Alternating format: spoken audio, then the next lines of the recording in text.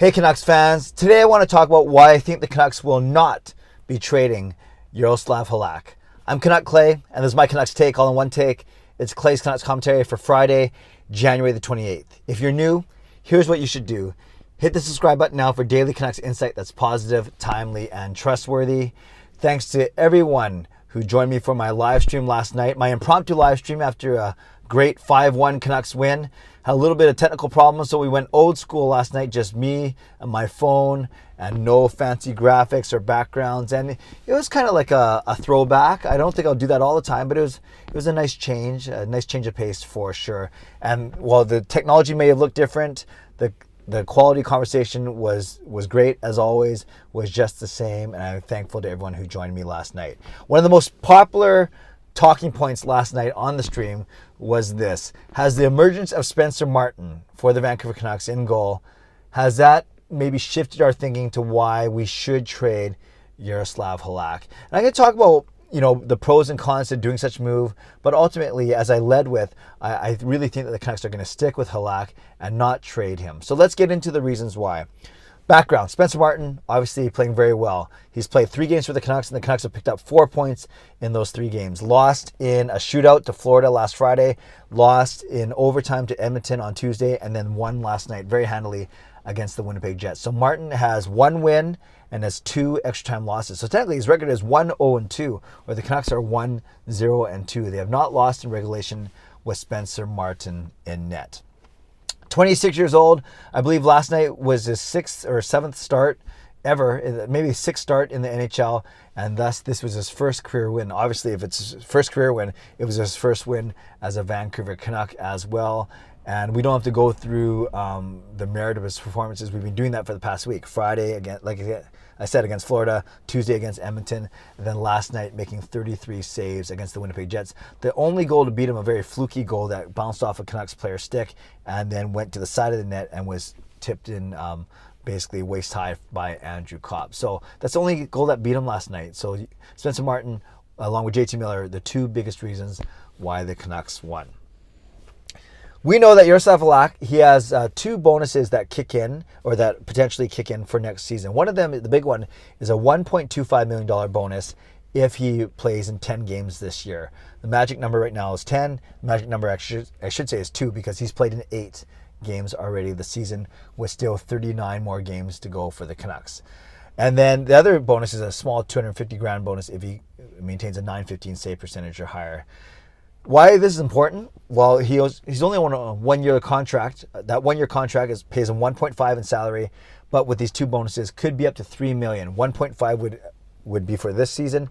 The other 1.5 will be tacked on to next season.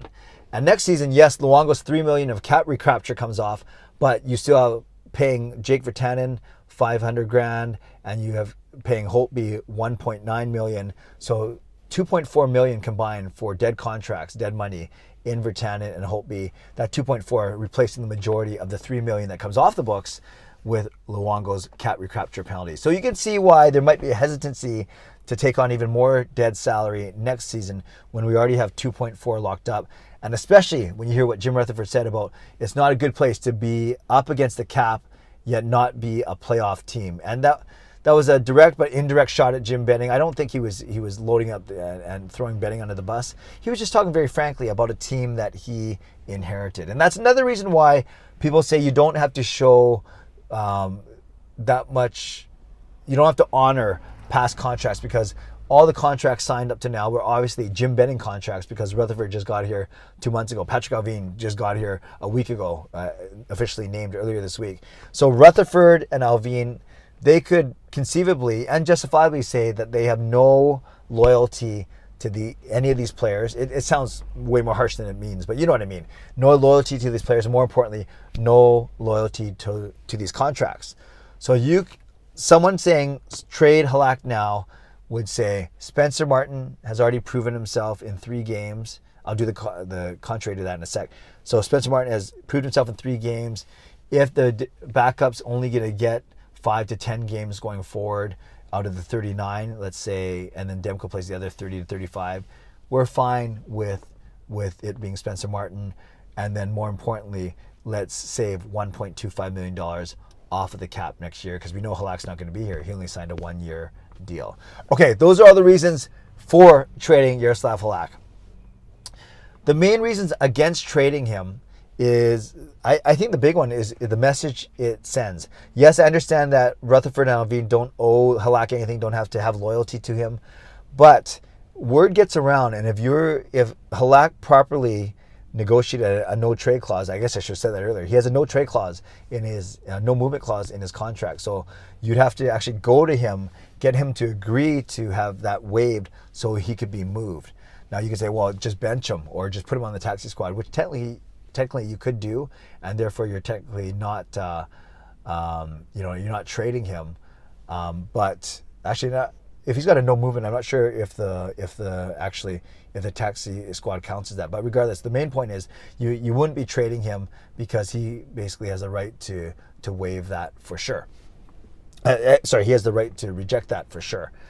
So as an organization, do you want to go to a veteran player who's earned his stripes, who's well respected in the league, and you want to go to him and say, we'd like you to waive this no movement clause that you fairly negotiated in your contract? And then taking that one step further, if you don't even do that, but you don't play him for the rest of the season just to save 1.25, you could say, Clay, that 1.25 is a lot, but others will say, what kind of message does that send if you negotiate the contract? He probably structured his contract so he would save you a bit of money this season so you can field a competitive team, and now you're basically going to sit him just to get out of paying him $1.25 million.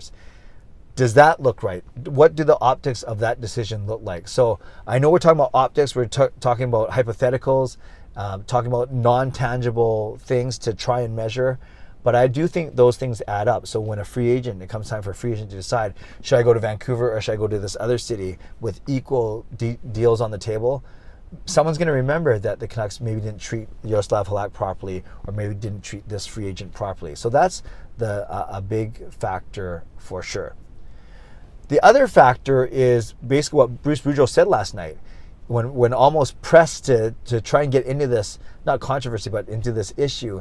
He said, no, it doesn't change the way I think. We have two great goalies in Demko and Halak, and now we have another great goalie who's going to battle for a spot in the future. He was basically flat out saying that Spencer Martin is still a clear-cut number 3, and it doesn't matter if he had 3 shutouts or 3 strong performances like he did. It's still a pretty small sample size. We don't know for sure that Spencer Martin isn't a flash in the pan. We don't know for sure that he's going to be amazing. We sure hope so. As a Canucks fan, we want him to be good. We want him to be a solid option for us going forward. But that going forward doesn't have to be right now in the last 39 games of this season. He can still go down to Abbotsford and play as a number 1 down there and continue to develop his game, which isn't perfect, but no goalie's game is perfect. So that's what Boudreau was kind of hinted at last night too, is that he has no problem having Spencer Martin play in Abbotsford while he has Demko and Halak with the big club. So all to say, I think when you hear Boudreau speak like that, and even before I did my stream last night, even before listening to Boudreau's post-game comments, I agreed with people like Justin Credible in my chat who said, yeah, the optics do not look great if you indeed send, ask him to waive his no-move clause and or have him sit for basically play only one more game this season to save $1.25 million. So that's kind of where I come out on it, and not because I'm closer to Halak's age than Spencer Martin's age.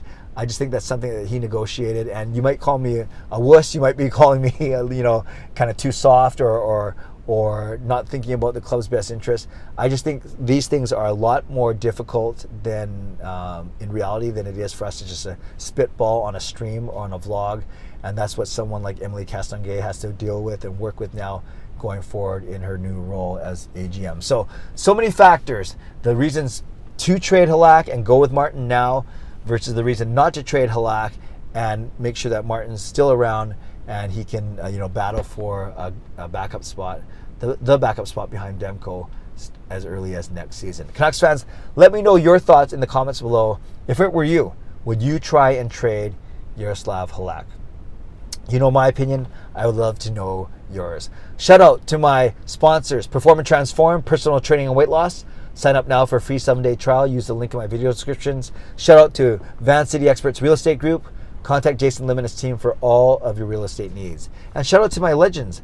Legendary Lucas Gates, legendary Justin Credible, legendary Andrew Chang, Hero members, nucksfan number 29 and Carol Bovenlander, and Hall of Fame members, Jens95, simalexander, Chris Seifried, Adam Broomfield, Shannon Hollingworth, HSM Fangirl Gaming, Smooth Move, and Fong Q. Thank you for your support as always, and thanks to the support of all members of all levels. You are listed in my video descriptions.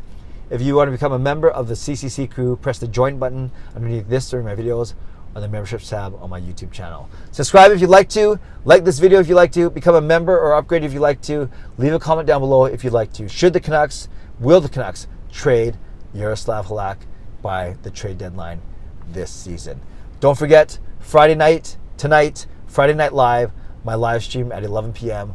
Let's hope and pray that all my technical issues will be sorted out by then. Okay, friends, stay safe, stay healthy, take care of yourselves and take care of each other. Have a great day. God bless, and go Canucks go.